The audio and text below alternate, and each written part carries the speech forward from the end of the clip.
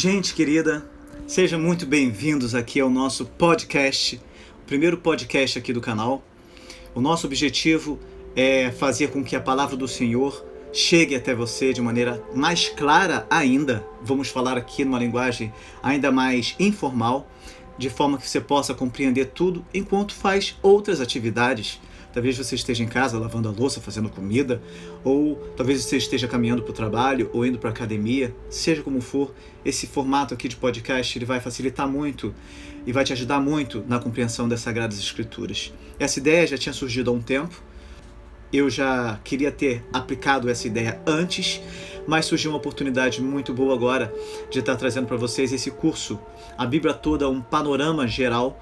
Tenho certeza que vai facilitar muito a sua compreensão nesse livro inigualável que é a Bíblia Sagrada. E seja muito bem-vindo. Se você ainda não conhece o canal, já aproveita para se inscrever, para assistir os vídeos com as nossas séries. Temos 3 séries de estudo aqui principais, que é a série A Bíblia Toda, que se propõe a analisar todas as Sagradas Escrituras versículo por versículo. Temos a série também do Apocalipse, versículo por versículo, e a série de História da Igreja, que é a série Depois de Cristo. Já estamos já no 4º século já. Muito material para você poder assistir. Glória a Deus, você está aqui comigo. Hoje nós vamos dar início aos nossos estudos. Eu vou trazer muita informação para você. Eu tenho certeza absoluta que você vai ser muito edificado com todo esse conteúdo maravilhoso que vai lhe ser entregue. Espero que através desse curso, desse panorama, você seja desafiado, seja tocado por Deus, para que você possa estar meditando na palavra bendita, nas Sagradas Escrituras de dia e de noite. Você vai ver a riqueza tremenda contida nesse texto glorioso. De qualquer forma, eu gostaria que você soubesse que esse é um panorama. Embora eu vá falar sobre bastante coisa aqui, vou trazer bastante conteúdo para você.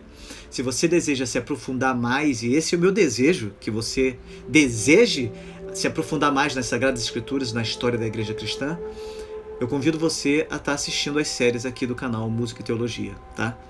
Você com certeza vai mergulhar num mundo que você não faz ideia. O texto bíblico é muito rico.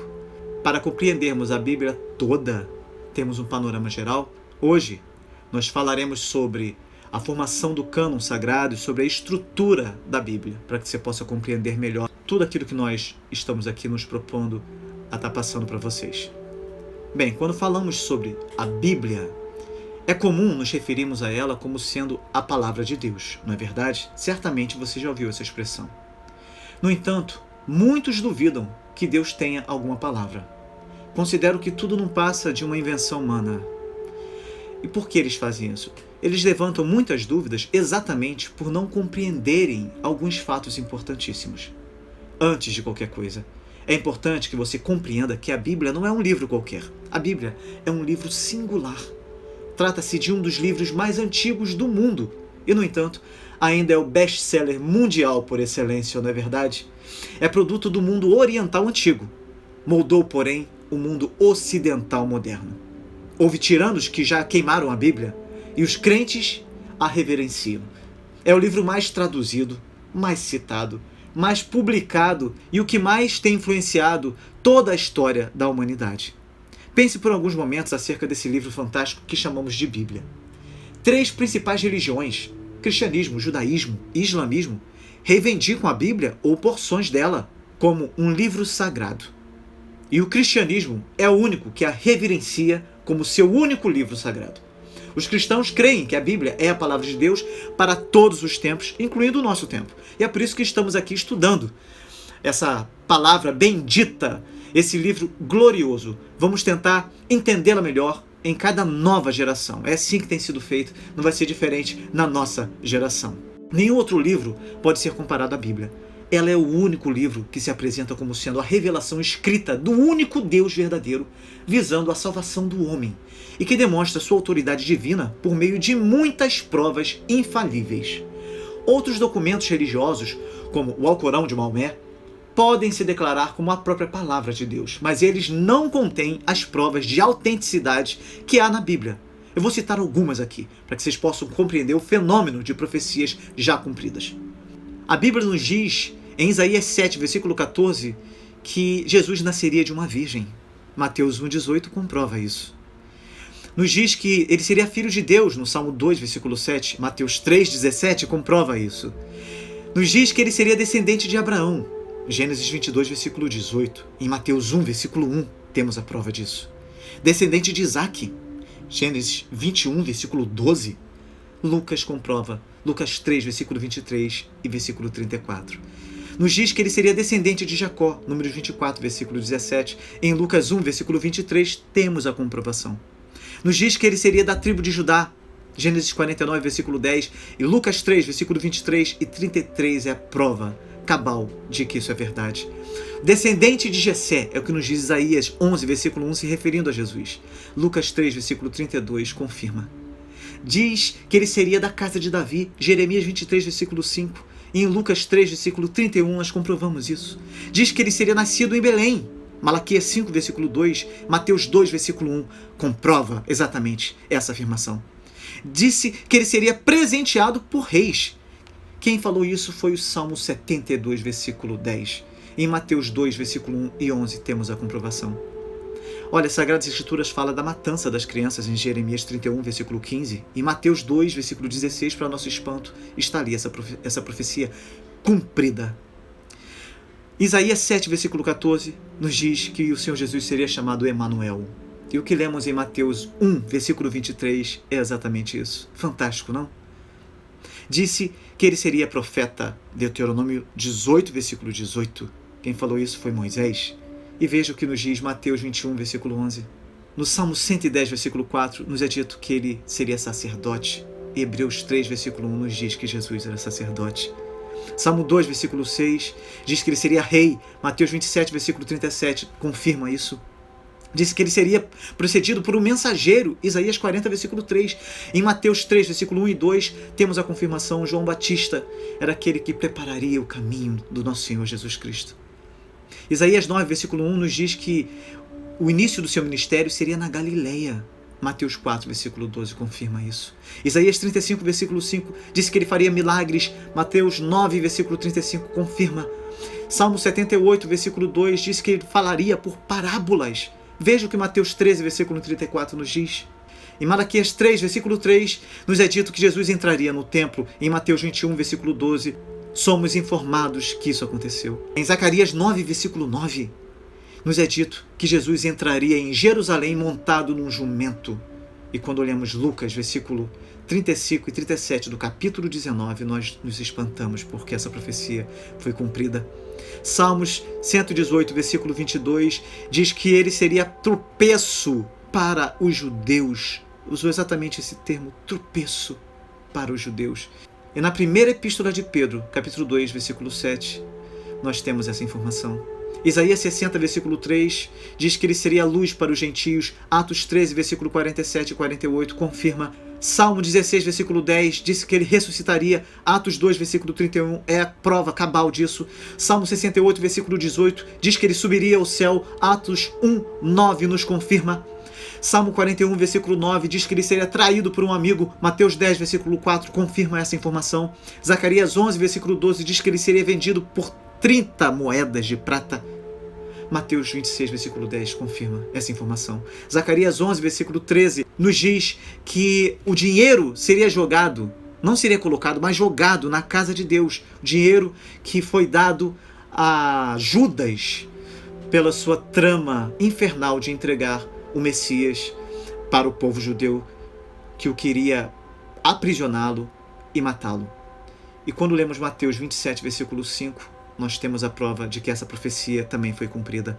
Zacarias 11, versículo 13, diz que o preço seria o preço de um campo de oleiro, e Mateus 27, 7 confirma. Em Zacarias ainda 13, versículo 7, diz que ele seria abandonado pelos discípulos. Não foi isso que aconteceu? Veja lá em Marcos 14, versículo 50. Nos é dito que ele seria acusado por falsas testemunhas, no Salmo 35, versículo 11. Em Mateus 26, versículo 59 ao 61, temos a confirmação dessas palavras. Em Isaías 53, versículo 7, nos é dito que ele seria mudo, ficaria mudo diante dos acusadores. Mateus 27, versículo 12 ao 19, é a prova de que essa profecia foi cumprida. Isaías 53, versículo 5 disse que ele seria ferido. Mateus 27, 26 confirma. Isaías 50, versículo 6 disse que ele seria cuspido. Mateus 26, 67 confirma. Salmo 22, versículo 7 e 8 diz que ele seria escarnecido. Mateus 27, 31 confirma. Salmos 22, versículo 16, nos diz que suas mãos e pés seriam transpassados. Lucas 23, versículo 33, confirma. Isaías 53, versículo 12, diz que ele seria crucificado com malfeitores. Mateus 27, versículo 38, confirma. Isaías 53, versículo 12, diz que ele intercedeu pelos que o perseguiram. Lucas 23, versículo 34, confirma. Isaías 53, versículo 3, diz que ele era desprezado pelo seu povo. João 7, 5 nos confirma. Salmo 38, 11 diz que os amigos ficaram longe dele. Lucas 23, 49 confirma essa informação. Salmo 22, versículo 18 diz que suas roupas foram sorteadas. João 19, versículo 23 e 24 confirma. Salmo 69, versículo 21 diz que ele sentiu sede. João 19, 28 é a confirmação. Salmo 69, versículo 21 diz que deram-lhe vinagre. Mateus 27, 34 é a confirmação. Salmo 22, versículo 1 diz que ele clamou a Deus. Mateus 27, 46 nos informa exatamente isso. Salmo 31, versículo 5 disse que ele encomendou-se a Deus. Lucas 23, versículo 46 é a confirmação. Salmo 34, versículo 20 disse que os seus ossos não seriam quebrados. João 19, 33 é a prova. Isaías 53, versículo 9 diz que ele foi sepultado no túmulo de um rico. Mateus 27, 57 e 60 confirma. Queridos irmãos, essas são apenas algumas profecias que foram feitas centenas de anos antes do surgimento do Messias e que foram todas confirmadas. Todas se referindo apenas ao Messias. O que dizer das demais profecias bíblicas que foram comprovadas e continuam sendo comprovadas ao longo da história? Há muitas outras profecias, como a encontrada, por exemplo, em Daniel 9, versículo 26. Eu tenho um vídeo exatamente falando sobre a destruição de Jerusalém no ano 70. Vá lá no canal e confira. Você vai verificar que a profecia de Jesus foi completamente cumprida. Exatamente como Daniel 9, 26 havia predito. Só por isso, a Bíblia já deveria ser alvo de estudo de todas as pessoas dessa terra. Mas, para o nosso espanto, o número de pessoas que nunca leram a Bíblia é espantoso, tá? É assustador realmente. Se nós considerarmos, então, os cristãos, nós ficaremos ainda mais espantados em saber que muitos ainda não leram a Bíblia toda. Talvez esse seja o seu caso. Que então, em nome de Jesus, todo o material que vai ser trazido aqui para você possa aquecer o seu coração e possa gerar em você esse compromisso com a palavra de Deus, de querer saber mais, de querer estudar mais. Amém? A nossa intenção nesse panorama bíblico aqui é despertar em você esse desejo de conhecer profundamente esse livro inigualável que tem mudado a história da humanidade há milênios e que pode mudar a sua vida dia após dia também. A primeira pergunta que precisamos responder é a seguinte: quando falamos da Bíblia, nós estamos falando do que exatamente? Bíblia significa livro em grego, como em Marcos 12, versículo 26. E isso demonstra uma unidade. E isto é algo muito importante, pois a Bíblia é composta de 66 livros escritos por 40 autores diferentes, durante um período de aproximadamente 1.600 anos, de 1500 a.C. aproximadamente a 95 depois de Cristo. Cada autor tinha o seu estilo, cultura, temperamento e características preservadas, o que marca os seus escritos. O termo Bíblia se deriva de biblos, o nome da parte mais interna do papiro, uma planta usada para a escrita. Só para efeito de curiosidade, é bem provável que todos os que estão me ouvindo agora já tenham escutado falar das Escrituras Sagradas. Esse é o nome que o Novo Testamento atribui ao Antigo Testamento. E aí surge outra questão. Novo e Antigo Testamento. Testamento por quê exatamente? Testamento vem do termo latim testamentum, que significa aliança, pacto, vontade, testamento. Daí você ouvir falar com frequência da antiga e da nova aliança, do antigo e do novo pacto. Tudo bem até aí? É importante dizer que foi só a partir do 3º século que os termos Antigo e Novo Testamento começaram a ser usados se referindo à Bíblia Sagrada. Qual a razão da escrita da Bíblia Sagrada? Por que a Bíblia surgiu? Nosso Deus é o Deus que se revela, que se relaciona com o ser humano, que fala com o ser humano e fala através da sua criação também. Foi assim no Éden, não foi? Deus andava com o homem no jardim do Éden. Deus conversava com ele. Nesse momento não havia necessidade da palavra escrita, pois aquele que era a palavra, o Logos, se relacionava diretamente com o homem todos os dias. No entanto, o pecado separou essa relação perfeita. E essa revelação de Deus ao homem se tornou insuficiente e, de certa forma, impotente pelas limitações agora impostas ao homem e à própria criação, pois agora havia necessidade de ser revelado um Deus também salvador, coisa que antes não era necessário. O homem pecou, ele necessitava agora de um salvador, e era necessário uma revelação específica para isso. Então toda a criação, incluindo a natureza, ela ficou sujeita à vaidade e geme e está juntamente com dores de parto até agora. Romanos 8, versículo 20 e versículo 22. Esse afastamento de Deus do homem fez com que a mente humana fosse cauterizada, é o que nos ensina a primeira epístola de Paulo a Timóteo, capítulo 4, versículo 2. O que Deus fez então? Ao longo da história, Deus providenciou uma revelação especial e por meio de homens escolhidos, diretamente orientados a registrarem o que lhes seria revelado. Confira depois em Romanos 3, versículo 1 e 2, 2 Pedro, capítulo 1, versículo 21. Para que isso? Para que essa revelação ela permanecesse para todas as futuras gerações. Portanto, Deus levantou algumas pessoas para que fizessem o registro de sua história através dos séculos. E veja só que interessante, João 20, versículo 30 e 31 nos diz que Jesus, pois, operou também em presença de seus discípulos muitos outros sinais que não estão escritos neste livro. Estes, porém, foram escritos para que creiais que Jesus é o Cristo, o Filho de Deus, e para que crendo tenhais vida em seu nome. Fica claro que Deus declarou e realizou muitas coisas, mas ordenou apenas que certas coisas fossem registradas, não tudo. Nós não temos os livros de Adão, de Abraão, de Noé, de Isaac, de Jacó, de Maria, não é?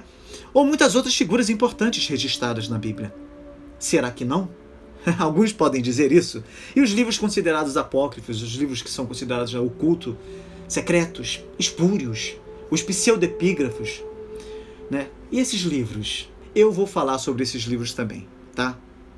Os livros que foram escritos por determinação divina fazem parte do cânon sagrado.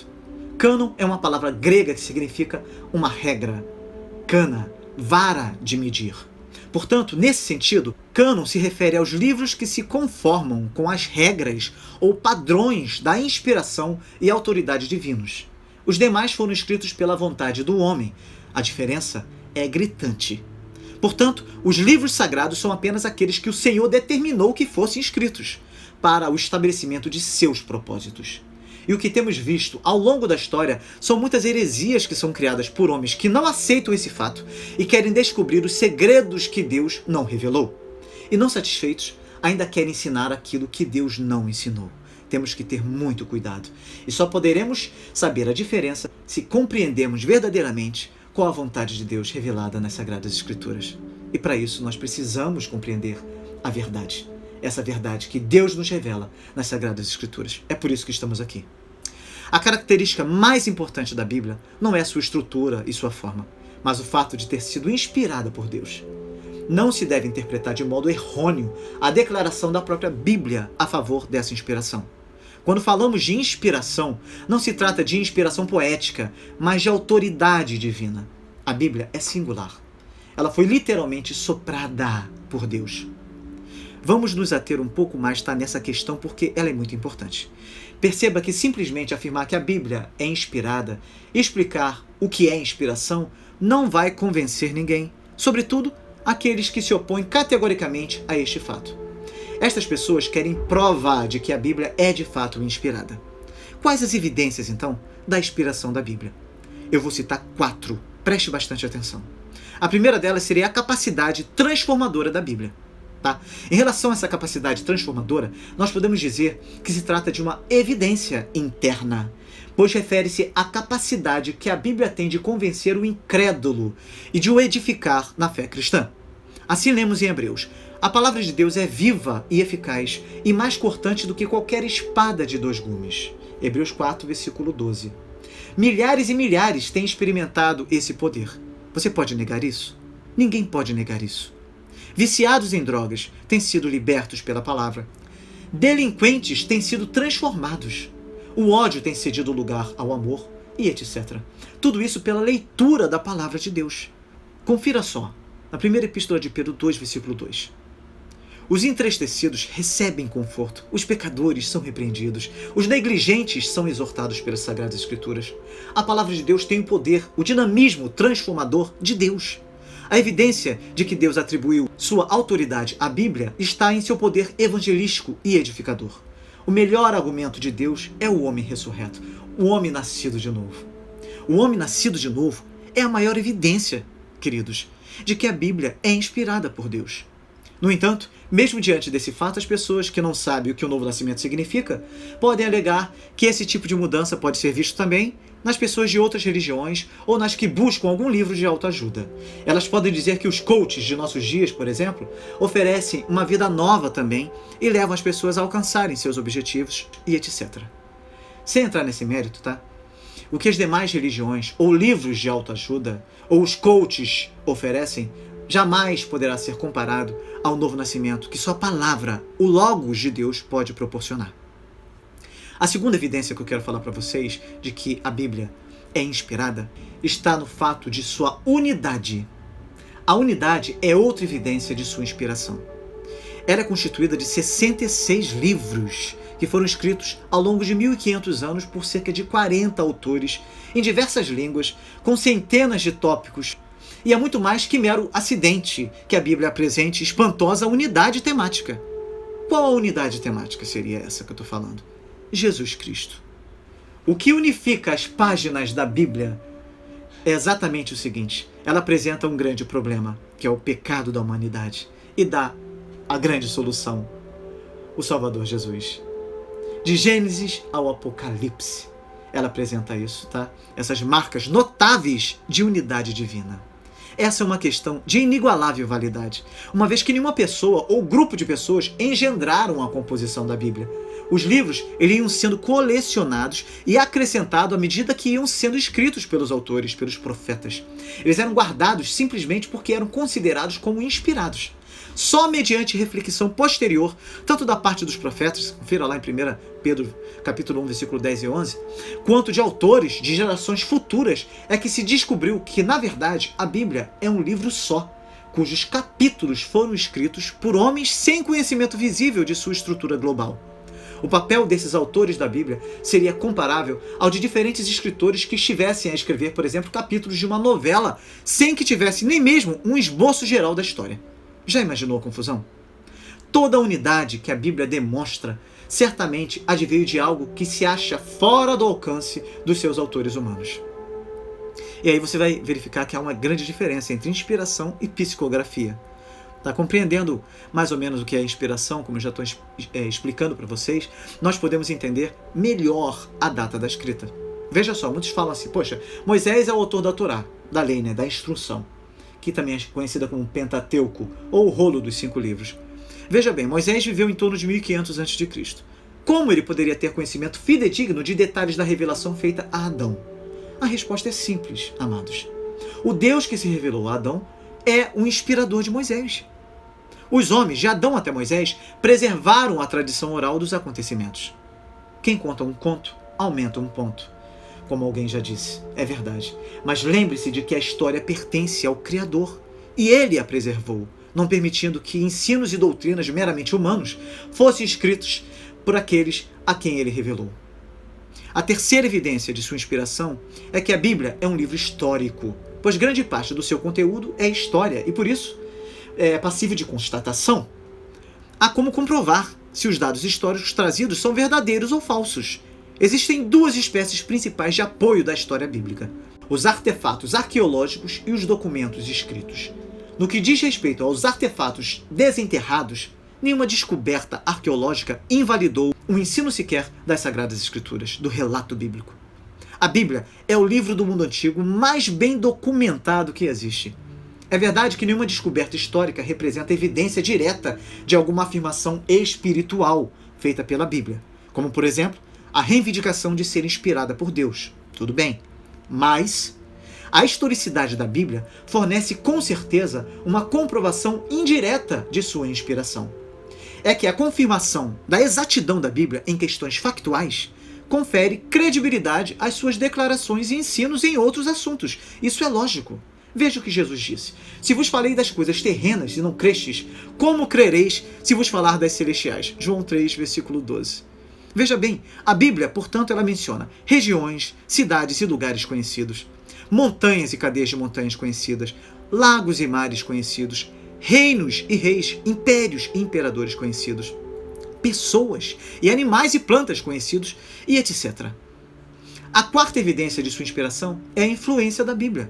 Nenhum outro livro tem sido tão largamente disseminado, nem exercido tão forte influência sobre o curso dos acontecimentos mundiais, mais do que a Bíblia. Na verdade, nenhum livro pode sequer ser comparado com a Bíblia em relação a isso. Nenhuma outra obra religiosa ou de fundo moral no mundo inteiro excede a profundidade moral contida no princípio do amor cristão, e nenhuma outra apresenta conceito espiritual mais majestoso sobre Deus do que o conceito que a Bíblia oferece também. A Bíblia apresenta ao homem os mais elevados ideais que já pautaram a civilização. Marcos 13, versículo 31 nos diz: os céus e a terra passarão, mas as minhas palavras jamais passarão. Primeira Epístola de Pedro, capítulo 1, versículo 25: mas a palavra do Senhor permanece para sempre. Eu já disse que Deus declarou e realizou muitas coisas, mas ordenou apenas que certas coisas fossem registradas, não é? E aí surge uma pergunta importantíssima: como podemos identificar os livros que foram escritos por determinação de Deus? Como diferenciá-los dos demais escritos? Isso requer um entendimento acerca do cânon bíblico.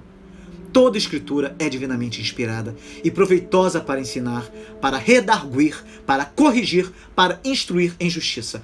Quem nos afirma isso é Paulo em sua segunda epístola a Timóteo, capítulo 3, versículo 16. E é exatamente nisso que nós cremos. Toda a escritura é divinamente inspirada. Como então foi feita essa canonicidade, o cânon bíblico, tão conhecido? Bem, o cânon bíblico é o resultado do estudo que trata do reconhecimento e da compilação dos livros que nos foram dados por inspiração de Deus. É o processo pelo qual a Bíblia recebe a sua aceitação definitiva. É a inspiração de Deus num livro que determina a sua canonicidade. Deus dá autoridade divina a um livro e os homens a acatam. Deus revela e seu povo simplesmente reconhece o que o Senhor revelou. A canonicidade é determinada por Deus e não pelos homens. Ela é descoberta pelos homens de Deus. A Bíblia constitui o cânon, ou regra, ou medida pela qual tudo mais deve ser medido e avaliado pelo fato de ser autoridade concedida por Deus. Os princípios de descoberta da canonicidade são os seguintes. Primeira coisa, a autoridade de um livro. O livro deve ser autorizado? O livro afirma vir da parte de Deus. A primeira pergunta deve ser essa. Tá? Assim diz o Senhor. O Senhor me disse, veio a mim a palavra do Senhor.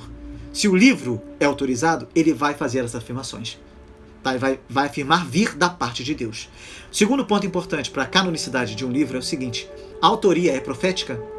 É profético? Foi escrito por um servo de Deus? Os livros proféticos só foram produzidos pela atuação do Espírito, que moveu alguns homens conhecidos como profetas. Segunda Epístola de Pedro 1, versículo 20 e 21. A palavra de Deus só foi entregue a seu povo mediante os profetas de Deus. Todos os autores bíblicos tinham um dom profético ou uma função profética, ainda que tal pessoa não fosse profeta por ocupação, como nos ensina Hebreus 1, versículo 1. Outro ponto importante para a canonicidade é a confiabilidade de um livro. Ele é digno de confiança? Ele fala a verdade acerca de Deus, acerca do homem? Mais um ponto importante é a natureza dinâmica desse livro. Ele é dinâmico de fato? Ele possui o poder de Deus que transforma vidas? A palavra de Deus é viva e eficaz, como nos diz Hebreus 4, versículo 12?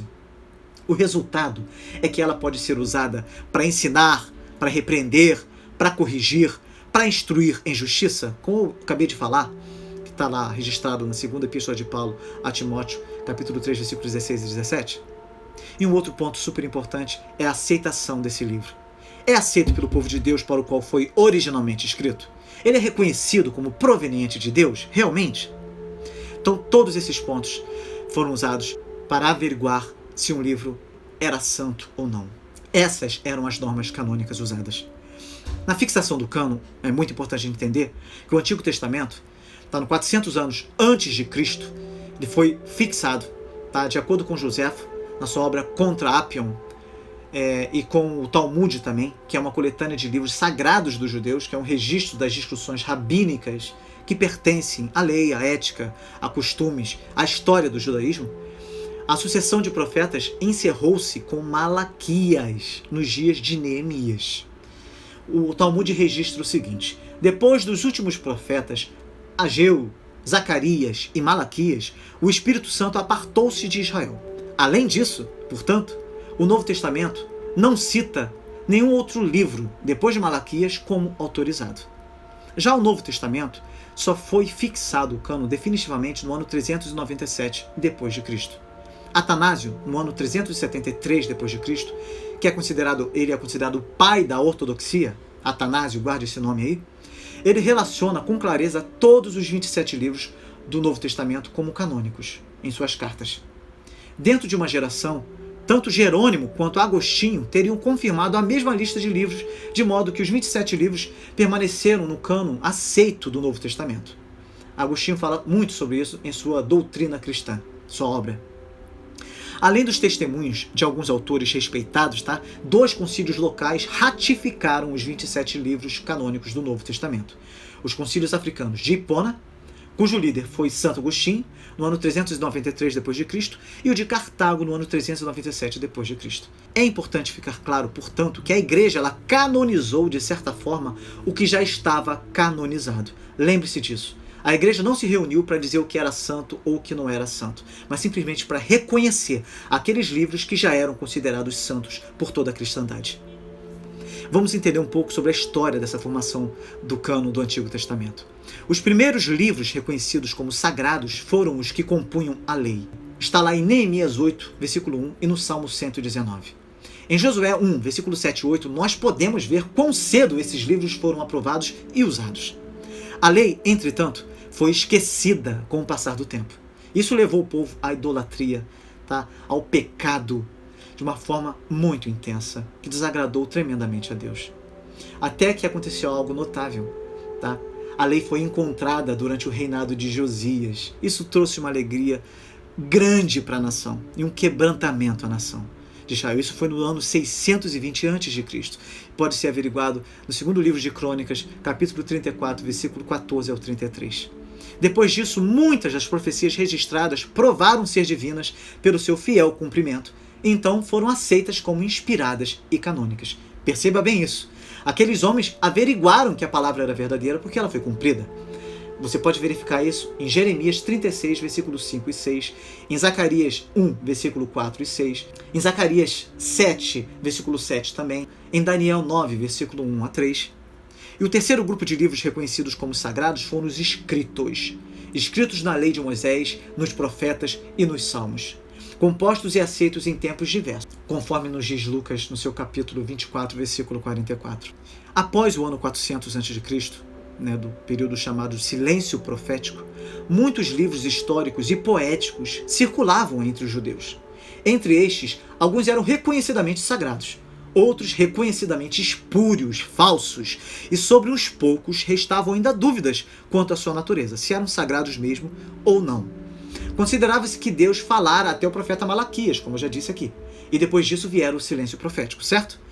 Foi nesse tempo, por volta do ano 250 a.C., como diz a lenda, que um grupo de 70 sábios judeus, na cidade egípcia de Alexandria, ao traduzir o cânon hebraico para o grego, que era a língua falada no mundo todo naquela época praticamente, adicionou à lei e aos profetas, já reconhecidos entre os judeus como sagrados, mais alguns livros sobre os quais não se tinha ainda chegado a uma definitiva conclusão no que se refere à sua canonicidade.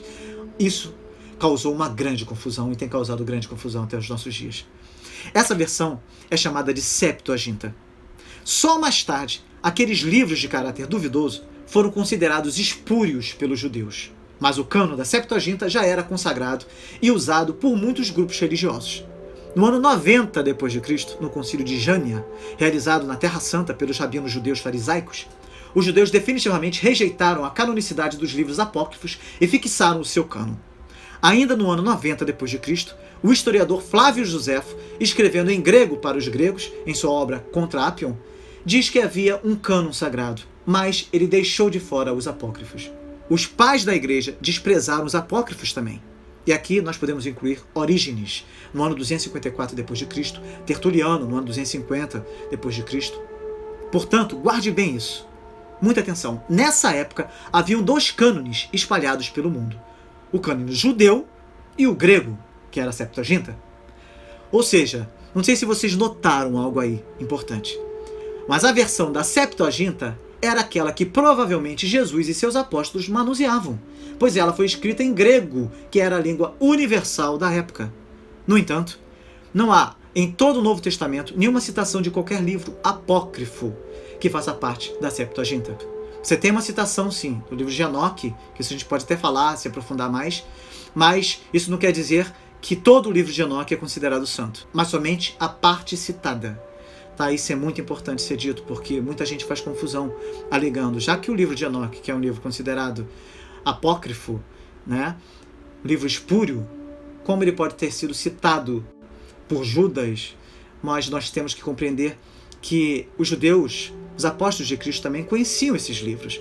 No entanto, dizer que eles consideravam que todo o relato desses livros era um relato sagrado, nós jamais podemos fazer tal afirmação, porque não foi à toa que eles foram considerados espúrios. Quando examinamos, no caso do livro de Enoque, todo o relato, nós iremos ver coisas absurdas ali, sabe? Discrepâncias imensas em relação ao relato bíblico.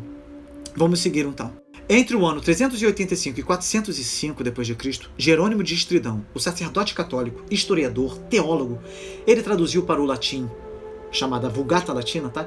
O cânon do Antigo Testamento, diretamente do hebraico e aramaico, inclusive Tobias e Judite, que ele encontrou em aramaico, e os demais deuterocanônicos, baseou-se no texto grego. Ele fez a tradução desses livros com base no texto grego. De qual seria o livro usado que ele fez? Exatamente, da Septuaginta, a versão grega, né, do Antigo Testamento hebraico. Ele concluiu isso por volta do ano 406. E esta era a versão universal católico-romana. Na Reforma, o que Lutero fez foi ir ao hebraico, e lá ele se surpreendeu ao não encontrar ali os apócrifos. Então o que ele fez foi fazer uma nova versão para o alemão do cânon judaico, sem incluir os apócrifos. No ano 1546, no Concílio de Trento, com a contra-reforma feita pela Igreja Católica, o que a Igreja Católica fez foi pegar o cânon da Vulgata Latina e emitir anátemas contra a sua rejeição. Anátema é a pior sentença de excomunhão da Igreja Católica, onde o anátema, além de ser expulso da Igreja, ainda é considerado amaldiçoado pelo sacerdote. É assim que a Igreja Católica considera todo aquele que, diante das Sagradas Escrituras, não reconhece a autoridade bíblica conferida aos livros deuterocanônicos. Vamos agora deixar claro o significado de alguns termos importantes. Cânon, apócrifo e pseudoepígrafos. Eu já disse que cânon significa uma regra, cana, vara de medir. Mas é importante dizer que essa palavra aparece em Gálatas 6, versículo 16. E a todos quantos andarem conforme esta regra, este cânon, paz e misericórdia sobre eles e sobre o Israel de Deus. É necessário destacar também que o cânon hebraico são 24 livros apenas. No entanto, estes são os mesmos 39 livros do Antigo Testamento, só que nós os agrupamos de forma diferente.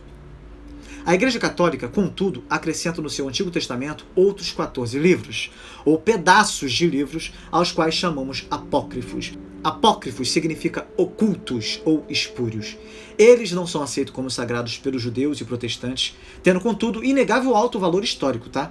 Não temos como negar isso. Como na Septuaginta eles foram incluídos como sagrados, mas foram considerados espúrios mais tarde pelos judeus, a Igreja Católica, com a Contra-Reforma, manteve-se fiel ao cânon da Septuaginta e chamou a estes livros deuterocanônicos. O que significa isso? Canônicos da segunda época. Essa foi a forma da Igreja Católica manter esses livros em sua Bíblia, dizendo que eles são santos, conferindo autoridade para esses livros que são claramente rebatidos, rejeitados, tanto pelos judeus quanto pelos protestantes.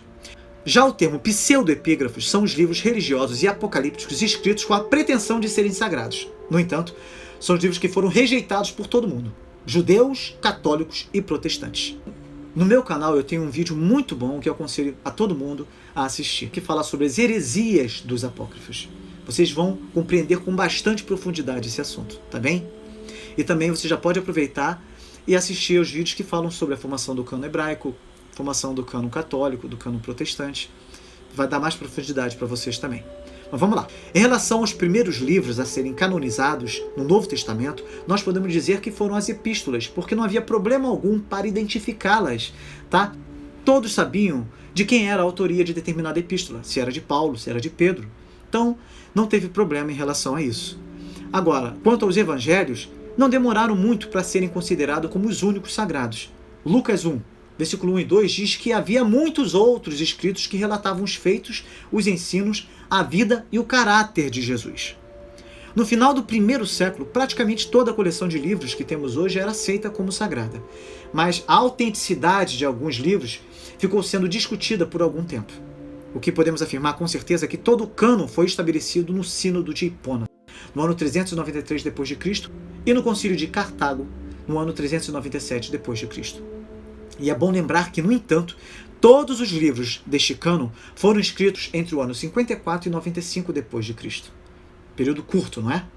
É importante saber também que o que agilizou a formação do cânon do Novo Testamento foi que alguns hereges desenvolviam e propagavam o seu próprio cânon. E as igrejas precisavam fixar quais eram os verdadeiros livros canônicos, de maneira formal. Muitas igrejas estavam adotando livros espúrios, como se fossem canônicos, em seus cultos sagrados. E Diocleciano, imperador romano, no ano 303, ordenou a destruição dos livros sagrados dos cristãos. Então era necessário que a igreja se posicionasse em relação a isso e estabelecesse de uma forma clara quais eram os livros verdadeiramente aceitos.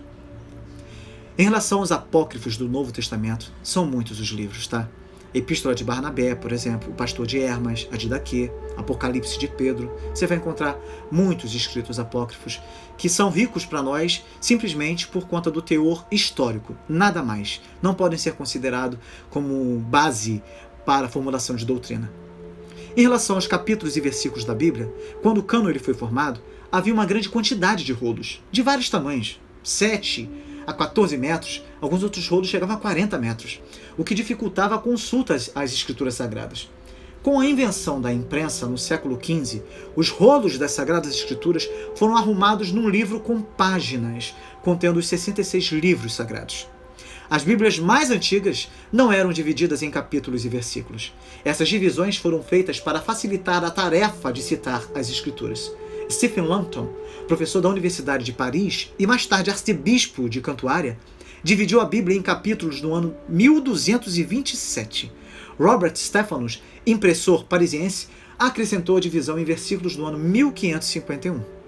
A primeira edição da Bíblia, em português, é de 1753. Esta é apenas o Antigo Testamento, na versão do padre João Ferreira de Almeida.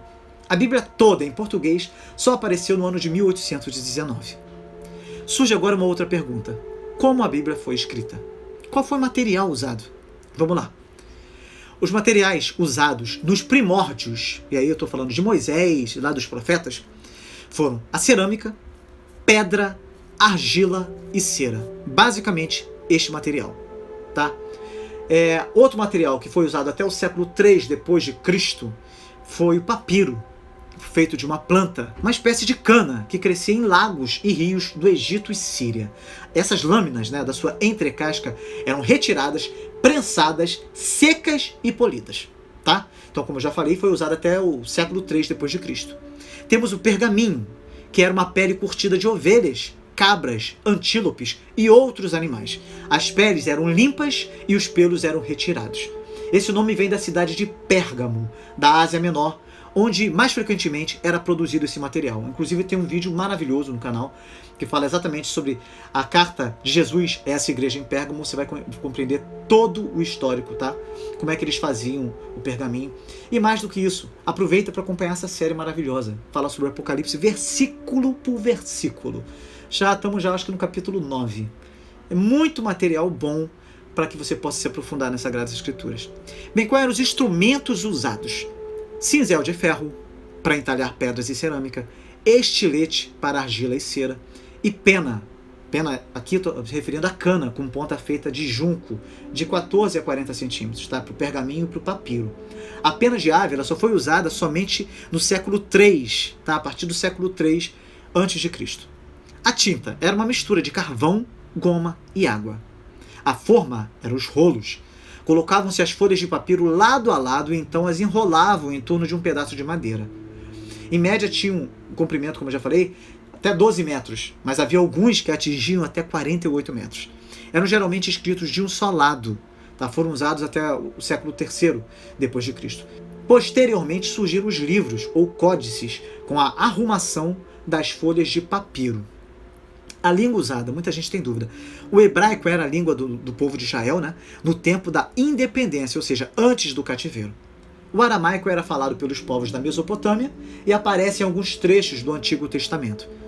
Quais são esses textos? Vou citar alguns. Esdras 4, versículo 8. Esdras 6, versículo 18. Esdras 7, versículo 12 ao 26. Jeremias 10, versículo 11. Daniel 2, versículo 4. Daniel 7, versículo 28. O hebraico só começou a desaparecer como língua comum do povo hebreu por volta do ano 722 a.C. O grego foi a língua oficial falada na época da escrita do Novo Testamento ali. Então, quando você vê Jesus Cristo e seus apóstolos, inclusive tem até um filme muito interessante, foi o filme do Mel Gibson, A Paixão de Cristo, onde você pode ver ali a língua original, ele fez questão de colocar. Então você vê gente falando em grego, muitas vezes, alguns trechos em hebraico, aramaico, outro em latim, né? Mas a língua oficial era grega. O grego koiné, falado praticamente no mundo todo daquela época. Quais são os tipos de escrita? Alguns tipos de escrita que podem ser citados são a escrita uncial, que aparece nos manuscritos gregos mais antigos, que só usavam letras maiúsculas desenhadas. A data é do século IV depois de Cristo. Tem a minúscula também, né? Que é datada do século IX depois de Cristo. Era o tipo de escrita onde letras pequenas eram conectadas sem espaço entre as palavras. O significado das palavras, que podiam ter mais de uma interpretação, passava tradicionalmente de escrita a escrita com todos os rigores de cuidado. As vogais do hebraico só surgiram com os massoretas, com os doutores da língua hebraica, no ano 800 depois de Cristo. Do que trata a Bíblia? Você vai notar que Cristo está presente em toda a Bíblia. Santo Agostinho disse: o Novo Testamento acha-se no Antigo. O Antigo, pelo Novo, é explicado. Outros autores disseram o mesmo em outras palavras. O Novo Testamento está no Antigo Testamento ocultado e o Antigo Testamento no Novo Testamento revelado. O Novo Testamento contém 260 capítulos. 209 citam o Antigo Testamento. Assim, Cristo esconde-se no Antigo Testamento e é desvendado no Novo Testamento. Os crentes anteriores a Cristo olhavam adiante com grande expectativa, ao passo que os crentes dos nossos dias veem em Cristo a concretização dos planos de Deus. Veja só, no Antigo Testamento, quando você fala de lei, né, você está falando da Torá ou Pentateuco, o fundamento ali é a chegada de Cristo. A história é a preparação para a chegada de Cristo. A poesia é o anelo pela chegada de Cristo. E a profecia é a certeza da chegada de Cristo. Aí você pega o Novo Testamento e o que você vê? Os evangelhos é a manifestação de Cristo. Atos dos Apóstolos é a propagação de Cristo. As epístolas são a interpretação e aplicação de Cristo. O Apocalipse é a consumação em Cristo. Dessa forma, a Bíblia fala principalmente do caminho de salvação para a humanidade em Cristo. Você verá que o centro do Antigo Testamento é a história de Israel. O centro do Novo Testamento é a igreja. Onde está Cristo aí, então? Na história de Israel, Jesus aparece tipificado, prometido, profetizado. Nos evangelhos, ele está vivo. E na igreja, que são as epístolas do Novo Testamento, ele está ensinado, vivido e aplicado. Para compreendermos melhor a Bíblia, precisamos entender a sua estrutura também. Não é uma tarefa fácil para aqueles que desejam se aprofundar nas Sagradas Escrituras, começarem lendo Gênesis e prosseguirem lendo até Apocalipse. É muito mais fácil você ter uma ideia dessa estrutura bíblica para que você possa fazer isso de maneira mais adequada e não desestimular no caminho. O que eu quero dizer com isso é o seguinte: quando você aprende a estrutura antes, você vai estar facilitando o caminho que você vai seguir. Você vai começar a se enrolar, se não fizer dessa forma, diante de uma imensidão de histórias fantásticas, de nomes impronunciáveis, de enredos sem fim, perguntas aparentemente sem respostas, várias genealogias que a maioria fica se perguntando para que serve, não é? E vai acabar se desestimulando, tá? Na verdade, há uma conexão entre tudo isso. E você vai começar a compreender melhor se você aprender como navegar por tudo isso. Por exemplo, o que eu estou querendo dizer? Se você deseja aprender a Bíblia, você deve aprender a estrutura da Bíblia antes. Por quê? Se você quer aprender arquitetura, você deve primeiro adquirir conhecimento sobre como os edifícios são construídos. Se você quer aprender a navegar, você deve primeiro saber como os barcos são construídos. E se você quer aprender a entender a Bíblia, você deve primeiro entender como a Bíblia é construída. Isso faz sentido para você? Não faz sentido? É claro que faz. Você vai ver como é muito mais fácil compreender a Bíblia quando você entende a estrutura da Bíblia. A Bíblia tem duas grandes divisões, o Velho Testamento e o Novo Testamento. O Velho Testamento começa com a criação e conta a história do povo judeu até o tempo de Cristo. É formado por 39 livros individuais. O livro de Gênesis, o livro de Êxodo, e aí vai seguindo uma linha histórica, tá? Números, Deuteronômio, até terminar todos os livros, tá? Foram escritos por 28 autores diferentes. Cobre um período de mais de 2000 anos. Já o Novo Testamento é o registro do nascimento de Jesus, da sua vida e ministério, e o ministério de seus discípulos, que foi realizado depois da crucificação de Jesus. O Novo Testamento é composto de 27 livros, escritos por 9 autores diferentes, e cobre um período de menos de 100 anos. O número total de livros em toda a Bíblia é de 66. Eu sugiro que você pegue sua Bíblia agora, tá? Ou assim que você puder, se você não pode pegar agora, pegue depois, e dá uma olhada ali que você vai ver algo muito interessante, tá? Quando você pega lá o Velho Testamento, você vai ver que uma boa chave para você entender o Velho Testamento é a seguinte: quantos livros tem o Velho Testamento mesmo? São 39, né? Esses 39 livros, há 3 tipos diferentes. Há os livros históricos, os livros poéticos e os livros proféticos. Então, quando você quer ler sobre a história, que tipo de informação esses livros vão te trazer? Vai trazer história, não é? Que tipo de informação um livro de poesia vai te trazer? Vai te trazer poesia. E que tipo de informação você vai esperar encontrar no livro profético? Profecia. Portanto, se você sabe que tipo de livro você está lendo, você vai saber que tipo de informação esperar e vai facilmente seguir o fluxo lógico do Velho Testamento. Então anote aí. No Velho Testamento, os primeiros 17 livros são históricos. Os 5 seguintes são poéticos. E os outros 17 são proféticos. Fica mais fácil assim. 17, 5, 17. 17 primeiros, históricos. Depois vem 5, que são poéticos. E os últimos lá, 17 últimos, são proféticos. Já fica mais fácil você compreender. Se você quer ler a história da nação hebreia no Velho Testamento, você deve ler os primeiros 17 livros. Eles compõem uma linha do tempo histórica para a nação de Israel. Se você quer ler a poesia de Israel, você deve ler os próximos 5 livros do Velho Testamento. E se você quer ler as profecias de Israel, você deve ler os últimos 17 livros. Isso é um pouco simplificado, tá? Porque há alguma poesia nos livros históricos? Ah, claro que há. Há alguma história nos livros proféticos? Sim. E assim por diante. O ponto é, no entanto, que cada um dos livros se encaixa em uma categoria primária. Se você mantém essa estrutura em mente, o Velho Testamento vai começar a tomar forma. Muitos erram porque assumem que todo o Velho Testamento é uma linha longa e inteira e que a história flui equilibrada e consistentemente de um livro para o seguinte até que todos terminem. Mas com você já não vai ser mais assim, tá? De agora em diante, você sabe que a linha histórica está contida nos primeiros 17 livros. Desses 17 livros históricos, 11 são principais e 6 são secundários. A história de Israel é repetida ou ampliada nesses 6 livros secundários. Os livros poéticos e proféticos foram escritos durante o período que é narrado nos primeiros 17 livros. Você sabia disso? Ou seja, é importante você ter em mente uma linha histórica do Antigo Testamento. Não é tão fácil, mas também não é tão complicado. O que eu estou querendo dizer? Estou querendo dizer que os 17 livros históricos, os outros demais escritos, foram escritos basicamente no momento das escritas de alguns desses livros. Ou seja, eles se entrelaçam. Por exemplo, quando você pega Gênesis, o livro de Jó, a escrita se dá mais ou menos na mesma época. Quando você pega lá o livro de Levítico e Deuteronômios, mais ou menos na mesma época foram escritas o Êxodo, Números e Josué. No caso de Ruth, foi na época de Juízes. No caso de primeiro livro de Crônicas, foi na época de 2 Samuel. No segundo livro de Crônicas, na época de 1 Reis. No livro de Esther, foi mais ou menos na época de Esdras. Entende? Compreende? Então fixe na sua mente. A história ela não é tão linear como você imagina. Livros se entrelaçam ali. Em relação ao Novo Testamento. Dos 27 livros do Novo Testamento, existem também 3 tipos diferentes. livros históricos, epístolas paulinas e epístolas gerais. Os livros históricos são os 4 evangelhos e Atos dos Apóstolos. As epístolas foram cartas escritas a vários indivíduos e congregações, enquanto as paulinas foram escritas pelo apóstolo Paulo, as gerais foram escritas por vários autores.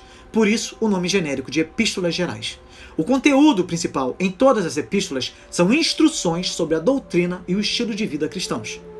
Então, partindo desse pressuposto, quando você lê um livro de história, que tipo de informação ele traz? História. E quando você lê as cartas paulinas, o que você vai encontrar? Instrução. A mesma coisa acontece com as cartas gerais. Você vai encontrar instrução. No Novo Testamento, os 5 primeiros livros são livros históricos.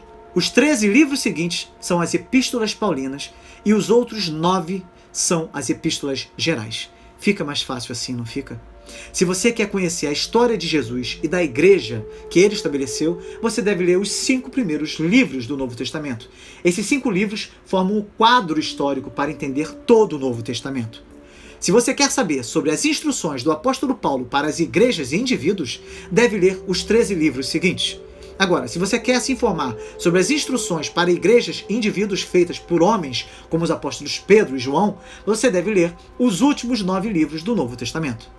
Você agora sabe que há 3 tipos de livros, tanto do Velho Testamento quanto do Novo. No Velho, histórico, poético e profético. E do Novo, histórico, epístolas paulinas e gerais. E quantos livros estão em cada seção? Você também já sabe. 39 do Antigo Testamento e 27 do Novo Testamento. Memorize os 17 primeiros livros históricos do Novo Testamento. Depois, quando já estiverem memorizados, aprenda os 5 livros poéticos e assim por diante. Esse sistema é muito mais fácil do que você tentar memorizar uma lista descontínua de 66 livros, não é verdade? Eu espero sinceramente que esse primeiro encontro aqui já tenha despertado em você o interesse de se aprofundar cada vez mais. Nós estaremos juntos aqui toda quinta-feira no nosso podcast.